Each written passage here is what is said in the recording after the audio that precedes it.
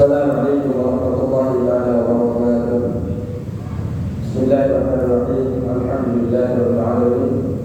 Wassalatu wassalamu ala asyrafil anbiya wal mursalin sayyidina habibina wa sayyidina maulana Muhammadin wa ala alihi wa sahbihi ajma'in. Rabbana la ilma lana illa ma 'allamtana innaka antal alimul hakim. Rabbi shrah li sadri wa yassir li amri wahlul 'uqdatam min lisani yafqahu qawli. Bismillahirrahmanirrahim. Qala sallallahu alaihi wa ta'ala wa nafa'ana bi dzikrihi. Sekarang adalah masih akan masuk ke masjid. Jika panjenengan ingin menuju masjid, maka langkahkan kaki apa? Ke kanan. Setelah melangkahkan kaki kanan, silakan berdoa, Allahumma shalli ala Muhammadin wa ala ali Muhammadin wa sahbihi wa sallim. Allahumma ighfir li dhunubi waftah li abwaba rahmatika. Kalau panjenengan ingin keluar, tinggal merubah dari rahmatika menjadi fadlik. Jadi panjenengan tinggal membaca Allahumma salli ala Muhammadin wa ala ali Muhammadin wa sahbihi wa sallim. Allahumma ighfir li dhunubi waftah li abwaba fadlik. Itu kalau keluar. Ketika panjenengan melihat orang di masjid melakukan transaksi jual beli, apa yang panjenengan harus lakukan? Mendoakan kepada mereka semoga dagangannya tidak diberikan keberuntungan. Jika engkau melihat di dalam masjid itu orang sedang mencari barang-barang hilang, apa yang harus dilakukan? Maka mendoakan agar tidak ketemu, tidak dikembalikan barang-barang yang hilang itu. Seperti itu yang diajarkan oleh Rasulullah sallallahu alaihi wasallam. Ya. Yang diajarkan oleh Rasulullah sallallahu alaihi wasallam memang dalam sabdanya, "Idza ra'aitum may yabi'u aw yabta'u fil masjid." Jika kalian melihat kepada orang yang sedang bertransaksi jual atau beli di masjid, faqulu la arbahallahu tijaratan. Semoga Allah tidak memberikan keuntungan kepada transaksi. Wa idza ra'aitum man yanshudu fihi dhallatan. Jika kalian melihat orang yang sedang mencari di dalam masjid itu barang yang hilang, faqulu, kata Rasulullah, maka ucapkanlah kalian, la raddahallahu alaika, semoga Allah tidak mengembalikan kepada kalian. Kenapa? Karena di dalam hadis yang lain, fa innal masajid lam tubna li hada, karena masjid itu tidak dibangun untuk hal ini. Tidak dibangun untuk tijarah, dalam berdagang. Masjid tidak dibangun untuk membawa apa-apa yang bersifatnya dunia. Jadi masjid itu dibangun hanya untuk beribadah kepada Allah. Makanya HP jangan bawa. Kenapa Ustaz bawa? Ya baru itu biar akses ilmu yang menghadirkan Ustaz di sini bisa diakses dengan orang-orang banyak, sehingga para donatur yang mengundang saya di sini atau musalla TKN mendapatkan keberkahan, manfaat yang diambil oleh orang-orang di luar sana. HP apa sejatinya tidak baik karena membawa ke masjid, kecuali memang kita dalam perjalanan. Kenapa? Agar tidak terganggu. Sampai main tangan saja, apa pasti main tangan mengawinkan tangan satu dengan tangan yang lain sebelum sholat saja, dia tidak akan maksudnya.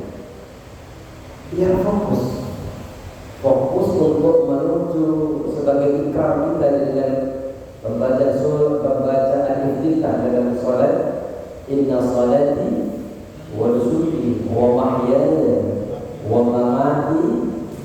Untuk siapa? Lillahi Rabbil Alamin. Lillahi Ta'ala. Allah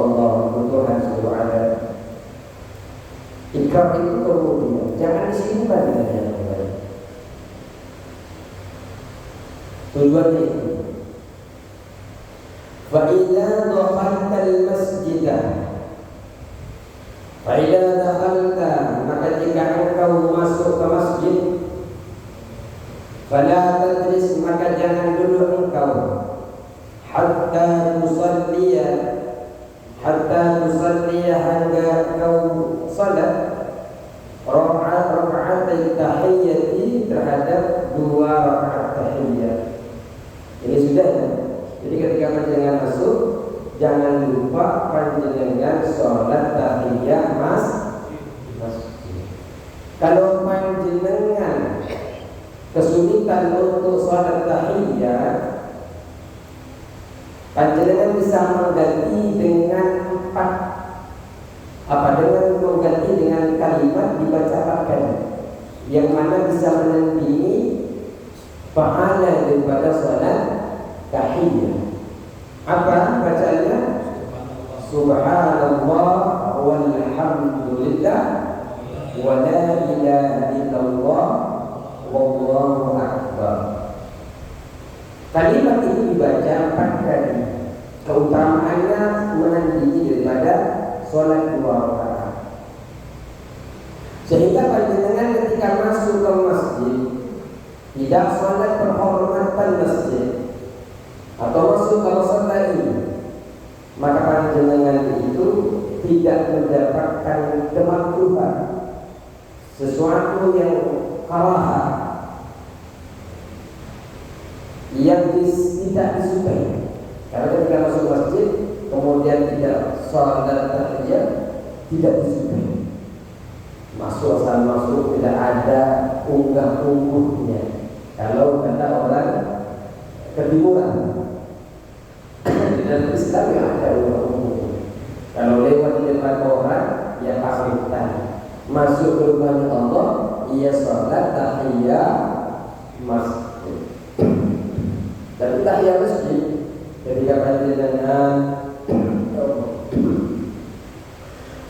panjenengan tidak punya wudu atau tidak punya waktu, silakan baca ini. Atau jika panjenengan tidak ingin, maka baca kalimat tadi 4 kali, subhanallah walhamdulillah.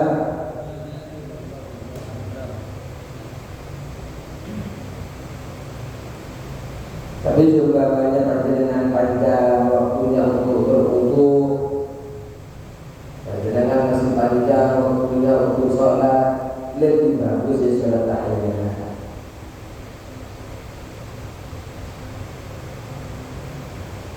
Terus juga kita kemarin belajar tentang kalau umpamanya waktu sholat fardu itu sudah dekat, ya jangan sampai sholat tahiyyat atau sholat sunnah qabliyah.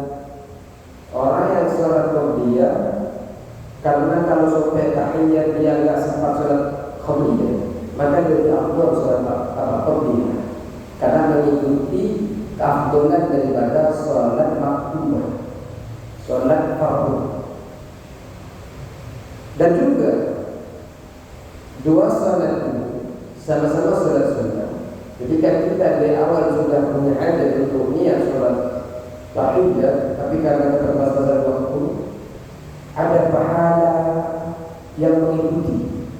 Artinya tahiyyat walaupun tidak disolatkan sendiri, tetap akan mengikuti pahalanya kepada sholat berikutnya. Artinya sholat qabliyah kita sholat, tapi juga mendapatkan tahiyyat, pahala daripada tahiyyat. Malah kalau sampai kita sholat tahiyyat, bisa menyebabkan hilangnya sholat fardu, bukan lagi sunnah, tapi bisa mendatangkan keharaman. Kenapa? Lebih memilih kepada sunnah daripada yang difardukan. Kita di awal-awal sudah belajar, fardu sunnah itu dilakukan semestinya setelah melakukan sholat fardu, atau sunnah-sunnah itu dilakukan semestinya setelah melakukan hal-hal yang diwajibkan oleh Allah Subhanahu wa ta'ala. Fa illam takun majid, maka jika tidak ada engkau atau tidak melakukan engkau. Fa illam takun, maka jika tidak melakukan engkau, artinya tidak melakukan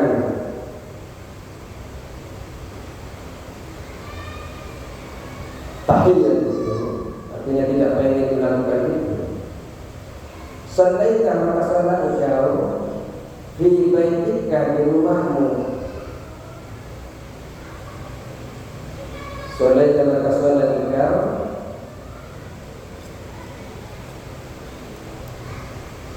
fi baitika, di rumahmu, rakaatil fajri, 2 rakaat fajar.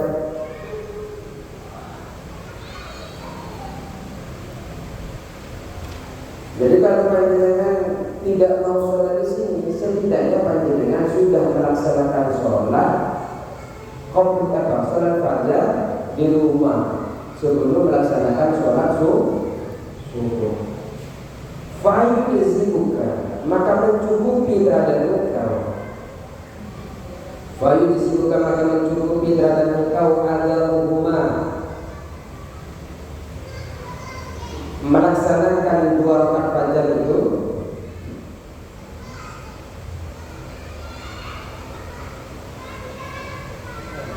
Fayudisibuka, maka mencukupi terhadap engkau, terhadap anda, adalah melaksanakan 2 fajar itu. Jadi 2 fajar panjenengan yang dikerjakan di rumah itu mencukupi. Artinya 2 fajar itu kalau kita kenal sekarang qobliyah subuh. Jadi di rumah itu sudah sholat qobliyah. Itu sudah mencukupi kepada anda anit tahiyyati, dari melaksanakan sholat tahiyyat.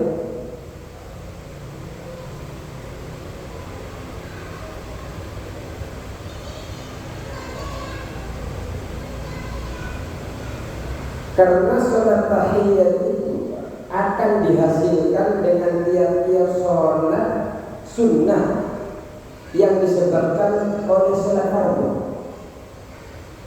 Sholat fajar, sholat qobliyah subuh yang kita kenal itu dilakukan karena akan melaksanakan sholat subuh. Dengan melaksanakan itu, sejatinya sholat tahiyyat itu sudah termasuk menghasilkan pahalanya di dalamnya. Walaupun panjenengan tidak niat untuk melaksanakan itu, walaupun panjenengan tidak berniat tahiyyat, kemudian tidak disatukan dengan sholat fajar, itu tetap. Wa illam tanwi adzalika, walaupun panjenengan itu tidak bermaksud, niatnya itu tidak disertakan bersama sholat fajar, tetap akan mendapatkan pahala dari sholat tahiyyat. Kenapa? Li'anna al-maqsuda wujudu sholat dan julus. Karena yang dimaksud daripada sholat tahiyyat tadi itu sejatinya wujudu sholat dan julus, adanya sholat sebelum duduk. Jadi tahiyyat itu kan dituntut untuk kita lakukan. Pahalanya itu diberikan daripada tahiyyat itu ketika kita sebelum duduk kemudian melaksanakan tahiyyat masjid. Artinya ketika kita melaksanakan tahiyyat itu kan harus masuk dulu, kemudian tidak duduk dulu, kemudian melaksanakan sholat. Dengan melaksanakan sholat qobliyah itu sejatinya sudah mewakilkan kepada sholat tahiyyat. Karena maksud yang dimaksud itu adalah adanya sholat itu sebelum duduk. Dan di dalam melaksanakan sholat qobliyah itu, walaupun sebenarnya bahasa qobliyah itu kalau ada qobliyah, tapi agar memudahkan saya sebutkan qobliyah. Sebenarnya kan nggak pakai qobliyah nggak masalah. Yang penting usulnya ada, ya. Terus fajarnya ada atau subuhnya ada. Saya niat sholat subuh 3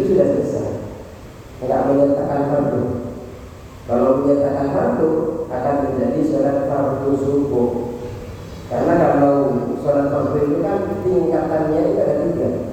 Harus ada usulnya, harus ada fardunya, harus ada nama sholat dan takbir ditentukan. Saya niat sholat fardu.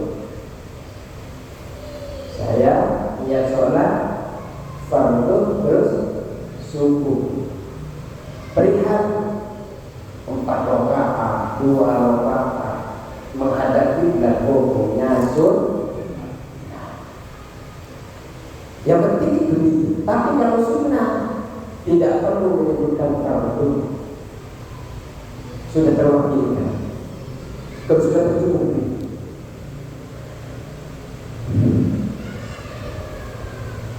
Kalau sunnah itu menurut Imam Bukhari, ketika panjenengan yang tahiyat beserta sholat fardu, saya niat sholat fardu serta sholat tahiyat, maka memperoleh hasil pahalanya, pahala tahiyat, pahala fardu. Saya niat sholat fardu subuh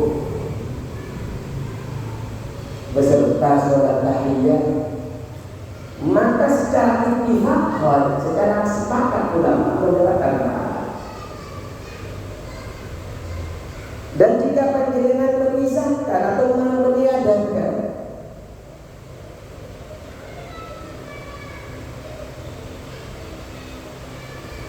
ketika panjenengan menafikan itu meniadakan, saya niat sholat fardu, tapi tidak disertakan dengan sholat tahiyat, artinya ada 3 itu kan menafikan, maka tidak mendapatkan pahala tahiyat secara ittifaq, sepakat ulama.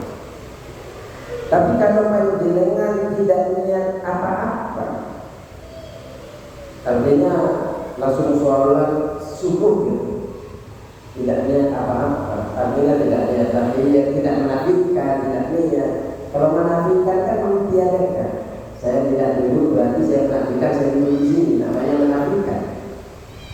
Saya tidak niat duduk sholat tahiyat, berarti menafikan daripada niat sholat tahiyat.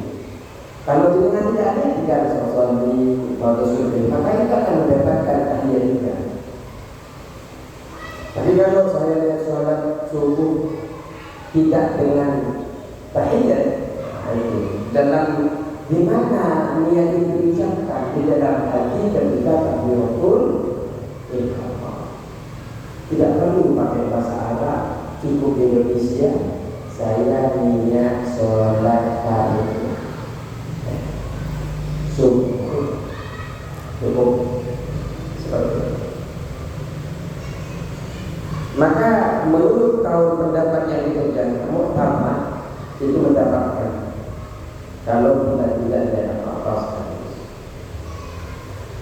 Terus faedah farotah, maka jika engkau telah selesai dengan rakaat ini dari 2 rakaat itu, baik 2 rakaat sholat fajar atau 2 rakaat sholat tahiyat, jika jenengan sudah selesai masuk, baik dengan masuknya tadi sholat fajar atau sholat tahiyat, selesai sudah fardhi maka niatlah engkau al-i'tikaf pada i'tikaf. Kalau sudah dengan masuk sholat fajar atau kalau nggak sholat fajar ya sholat tahiyat seumpamanya, atau keduanya dilaksanakan, ketika selesai silahkan berniat fardhi, maka berniat engkau al-i'tikaf terhadap i'tikaf.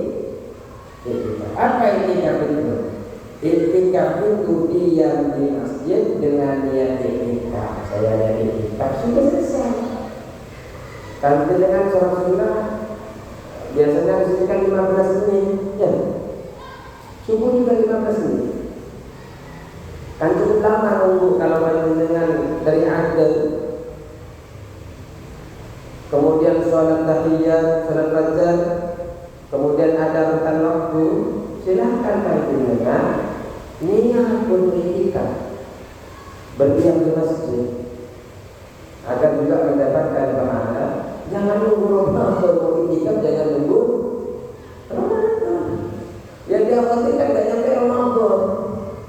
Kalau panjenengan duduk begini juga panjenengan serentak dunia itikaf. Ini kan dalam hati, ya? Agar mendapatkan pahala yang berlipat ganda. Dapat itikafnya, dapat juga nilai taklimnya. Karena itikaf itu adalah sunnah yang dikukuhkan, dikuatkan, muakkad. Sunnah yang muakkad. Tiap-tiap waktu tidak lupa bahwa afdolnya Ramadan juga dilaksanakan itikaf. Afdol. Masa hari-hari biasa tidak itikaf, siap hari-hari biasa itikaf, pas Ramadan tidak itikaf. Mana seharusnya karena kita sudah di Allah, sudah melatih diri sehari-hari sudah itikaf, duduk pokoknya setelah masuknya itikaf saja tidak duduk nunggu makmum, nunggu imam itikaf, taklim itikaf, baca Quran itikaf. Masa pas Ramadan lupa tidak itikaf? Mestinya pas Ramadan dia malah mencari lipatan dari masjid untuk melaksanakan itikaf. Di sini saja itikaf. Sunnah.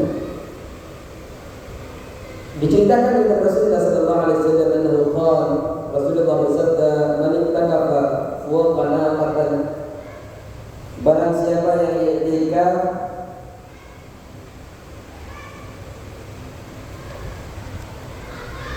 orang yang i'tikaf itu huwa qanaqatin. Fa ka'annama aqana samatan.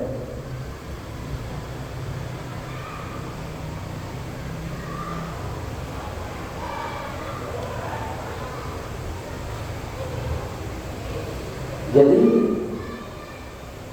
panjenengan itu ketika itikaf mendapatkan pahala daripada Allah Subhanahu wa taala seakan-akan memerdekakan seorang budak, seorang hamba sahaya.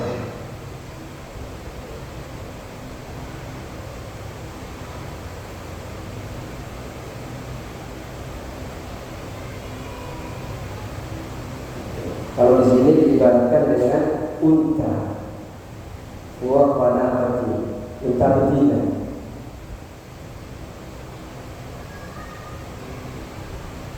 Wa qanaqati ini unta yang sedang pasnya untuk diperah susunya. Juga seakan-akan panjenengan ini mendapatkan pahala seakan-akan memerdekakan seorang hamba. Enggak usah kaya, enggak usah punya banyak duit untuk memerdekakan. Cukup dengan itikaf, panjenengan sudah Allah berikan pahala itu.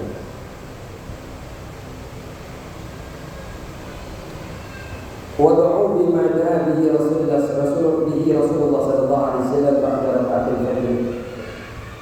Wad'u dan berdoalah engkau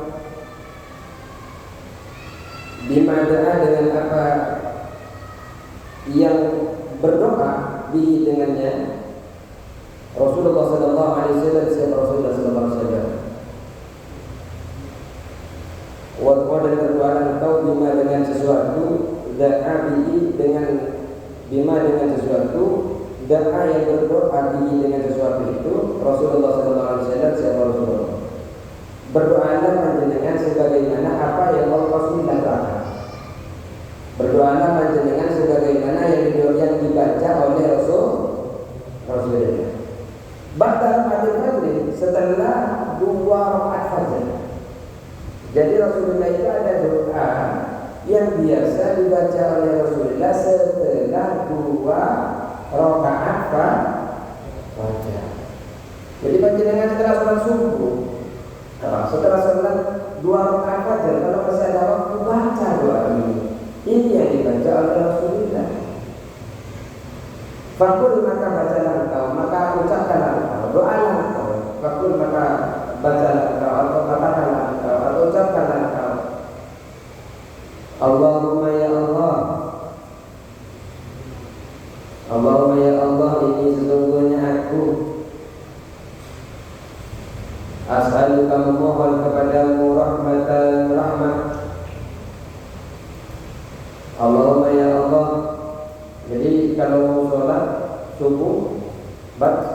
hakikatnya biar setelah itu ketimbang nunggu lama dibaca doa ini.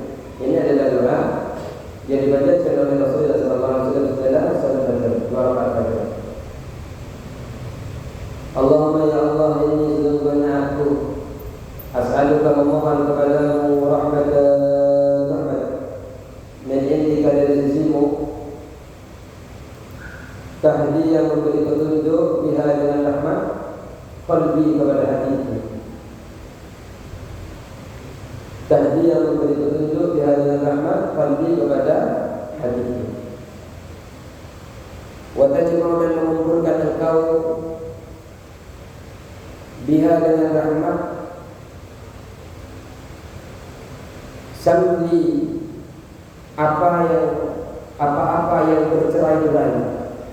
Jadi masalah-masalah yang bercerai-berai di mana-mana, masalah kita banyak, Allah kabulkan sebab rahmat itu. Wa talumu biha,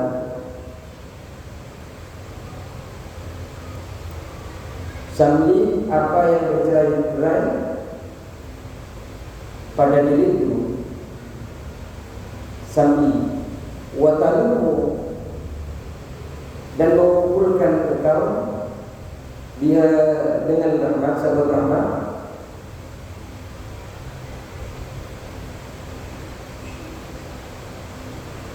syarfi, pada hal yang berpisah-pisah padaku.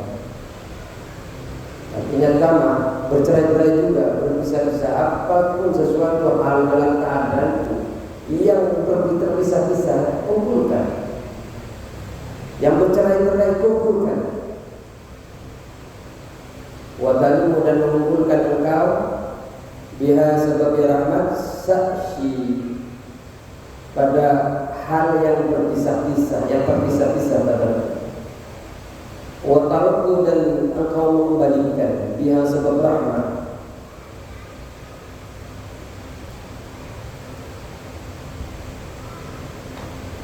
ulfati, terhadap keramahanku atau persahabatanku atau keakrabanku. Ini ulfati.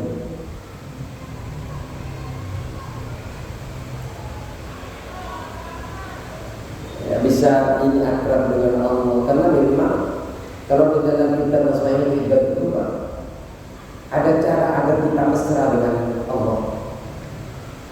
Agar kita mesra dengan Allah itu diantaranya adalah memutuskan hawa nafsu kita. Putuskanlah hawa nafsu. Artinya ego kita. Artinya bermesraan dengan Allah, akrab dengan Allah itu, ibadah kita tidak hanya sekedar ibadah. Ibadah kita penuh dengan ketentraman, penuh dengan kenikmatan. Kalau ada masih di dalam diri kita ini potensi kita masih diatur oleh hawa nafsu, ego, ambisi, dalam melaksanakan ibadah kepada Allah itu ada potensi tidak akal, ada potensi tidak mesra. Kalau pengen mesra, di dalam kita masuk ini dikatakan putuskan hawa nafsu. Bukan berarti memutuskan membenci wujud diri kita. Jangan ada ketergantungan kepada hawa nafsu. Tidak lagi membela dirimu kalau sudah salah. Kalau memang engkau salah, tidak perlu mencari-cari pembenaran diri. Ini saja membenari apa yang salah. Nah, seperti itu. Ini memutuskan daripada keinginan hawa nafsu. Maka akan ada potensi ketika ibadah itu mesra. Tenang kalau sudah mesra. Makanya kembalikan keakraban, keramahan yang ada di dalam diri. Waktu itu dan engkau memperbaiki biha dengan rahmat dini kepada agamaku, atau berbagus sebab rahmat itu ya Allah kepada agamaku.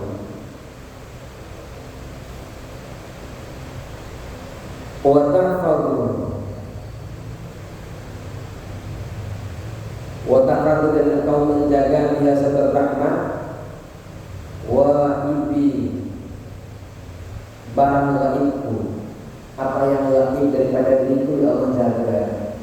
Sesuatu yang tak nampak di dalam diriku, banyak hal, keyakinanku, imanku, barang sekali gaib di dalam diri kita ini yang kemudian kita juga patut untuk dimintakan dijaga kepada Allah Subhanahu wa taala.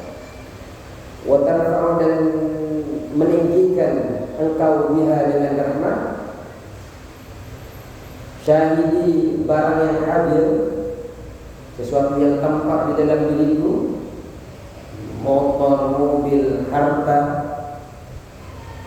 atau amalan-amalan yang tampak, memohon kepada Allah meninggikan apa yang hadir di sisi kita. Wa tuzakki, dan engkau bersihkan, wa tuzakki, dan membersihkan engkau dia dengan rahmat amali kepada amal-amalku. Ya amal-amal, kalau kita baca di dalam Nasaihul Ibad itu Pak, banyak cerita-cerita tasawuf yang bisa kita ambil ibrah, yang bisa kita ambil pelajaran Islam di dalamnya. Di antaranya Al-Imam As-Sabili ketika wafat pernah ditanya oleh seseorang, bagaimana keadaan engkau ketika wafat, bagaimana Allah memperlakukanmu? Allah bertanya kepada Al-Imam As-Sabili. Artinya ini tidak langsung. Diingat kalau tasawuf itu jangan langsung diambil mentah. Artinya ini tidak langsung Allah bercakap-cakap secara batin yang kita nampak. Saya berbicara dengan pandangan-pandangan, tidak. Bisa menggunakan ilham, bisa menggunakan kasar, ya. Bisa Allah menggunakan tajalli ma'nawi.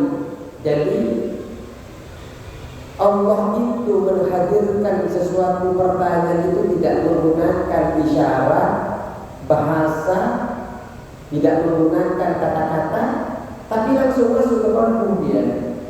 Dan kemudian ini yang disampaikan kepada kita oleh As-Sabili. Jadi jangan contoh dalam tasawuf jangan ambil mentah. Contoh, ketika saya dengan Allah sudah tidak ada batasan lagi, saya selalu bersama Allah. Artinya bukan adanya Allah berada di samping saya, tidak. Ketika berkata saya sudah tidak ada penghalang lagi dengan Allah, artinya orang itu saking mengubahnya, saking merasa selalu diawasi oleh Allah Subhanahu wa taala, sampai tidak ada kelalaian sedikit pun di dalam dia merasa selalu diawasi oleh Allah, sehingga merasa saking dekatnya dengan Allah Subhanahu. Jangan sampai digambarkan saya bersama Allah lagi bersengkrama lagi. Jangan bayangkan seperti itu. Maka hati-hati di dalam mengambil baca kitab-kitab tasawuf, karena bukan diambil lahiriah dari tasawuf itu. Yang diambil apa? Isyarat, maknawi, makna-makna yang terkandung di dalamnya yang kemudian kita ambil itu. Sebagaimana Al-Imam As-Sabili ketika ditanya di dalam mimpi oleh seseorang ketika beliau sudah wafat, tahu enggak kenapa, sebab apa aku mengampuni dosamu? Aku mengampunimu, apakah kau sudah tahu sebab apa? Dijawab oleh Al-Imam As-Sabili, ya sebab amal solehku. Tapi kata Allah tidak, bukan sebab itu. Berarti sebab saya hijrah kepada orang-orang soleh untuk menuntut ilmu, dia tidak, bukan sebab itu. Ya berarti haji, puasa dan sebagainya amal-amal dari situ, bukan seperti itu. Terus sebab apa ya Allah? Mestinya enggak suatu hari engkau itu pernah berjalan di jalan Baghdad, di perkotaan itu, engkau melihat kucing kecil dalam kedinginan. Dingin itu telah membuatnya lemah, tapi engkau ambil itu karena kau kasihan. Engkau ambil dan kau masukkan ke dalam tangan engkau untuk melindungi si kucing itu biar tidak kedinginan. Engkau masukkan ke dalam itu karena rasa rahmat kasih sayangmu. Nah di situ sebab rahmatku kepada kecil-kecil itu, rahmatku datang kepada. Artinya begini, bukan berarti amal yang lain itu sia-sia. Cuma di dalam cerita ini ingin diberikan gambaran kepada kita.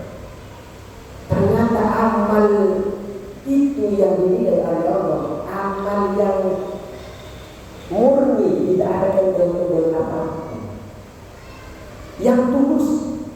Di situ Al-Imam As-Sabili itu mengambil kucing itu kan tulus, tidak tampak kepada orang, tidak ingin dipuji orang, ya. Kemudian di situ rahmatnya Allah datang. Panjenengan ketika berdoa ini murnikan hati. Ketika panjenengan sholat, sudah.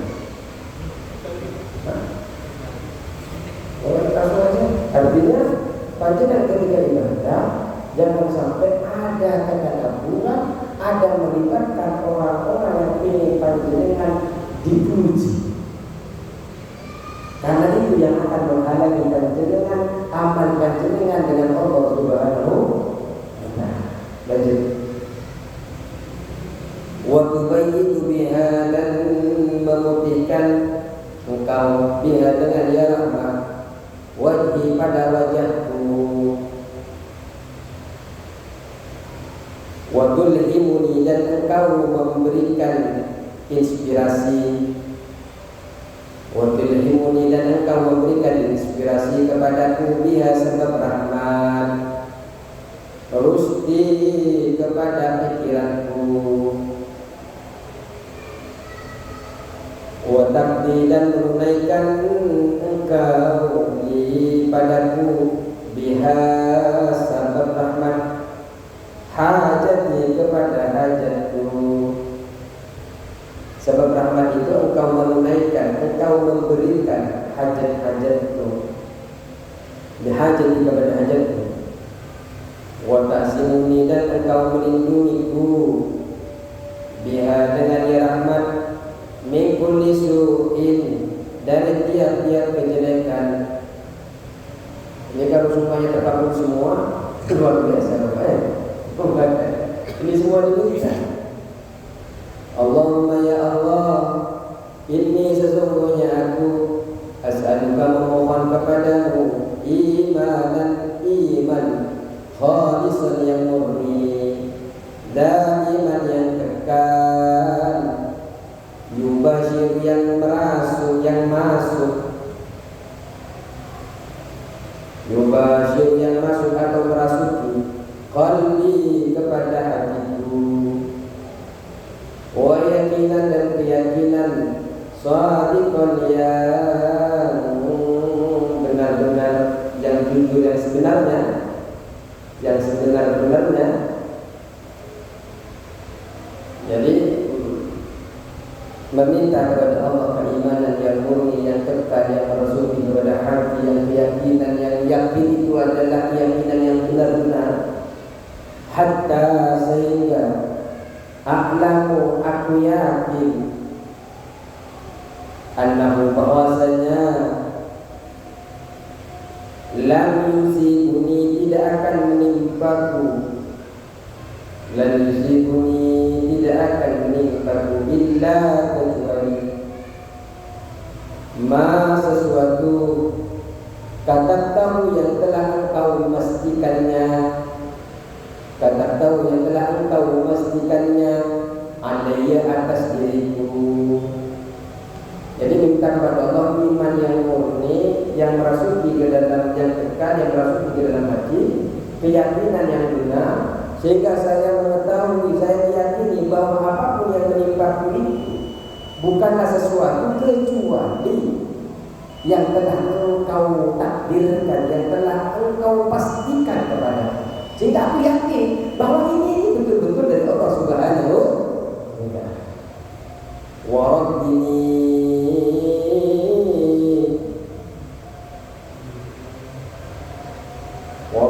dan berlari ini kepadaku, wa rabbini, dan buatlah aku ridha, buatlah ridha kepadaku bima dengan sesuatu qasamtahu yang telah engkau bagikan itu, qasamtahu yang telah engkau bagikan sesuatu itu li kepadaku. Ya Allah, jadikanlah aku orang yang ridha setiap apapun yang telah engkau bagikan kepadaku. Karena ada potensi apapun yang telah dibagikan kepada kita, mungkin karena ada ketabrakan kita ikhlas, kemudian kita tidak bersyukur dan tidak meyakini bahwa sebenarnya yang kecil itu datangnya dari Allah. Dan ketika yang kecil itu datang dari Allah dan kita syukuri, padahal ketika kita sudah buka kunci syukur itu, yang kecil itu bisa menjadi penyebab datang yang banyak. Yang kecil itu bisa merupakan pembuka daripada ketenangan dalam hidup. Kecil kalau ridho, yakin bahwa itu daripada Allah, insya Allah akan tenang. Rezeki itu bukan harta saja, bukan masalah duit saja. Hari ini Allah berikan kita kesehatan dan kebaikan. Hari ini kita masih dalam keadaan iman. Hari ini kita masih bisa diberikan kesempatan untuk bersujud kepada Allah. Ini merupakan nikmat yang luar biasa. Jangan lupa bersyukur, karena sejatinya dengan alhamdulillah merupakan terbaik daripada doa-doa. Dan di dalam itu sudah mencakupi segala permintaan kita. Yang Allah berikan nikmatnya sedikit, sejatinya ingin ditambah. Makanya afdul dzikri la ilaha illallah wa afdul du'a alhamdulillah. Itu di dalam kitab Tafsirul Qaul. Insyaallah kita akan lanjut minggu depan ini, semuanya isi doa. Jadi kita tinggal baca doa ya sekuat nanti ada nanti ini baca doa ketika baca ya. Cukup sekian, Allah berkata. Assalamualaikum warahmatullahi wabarakatuh.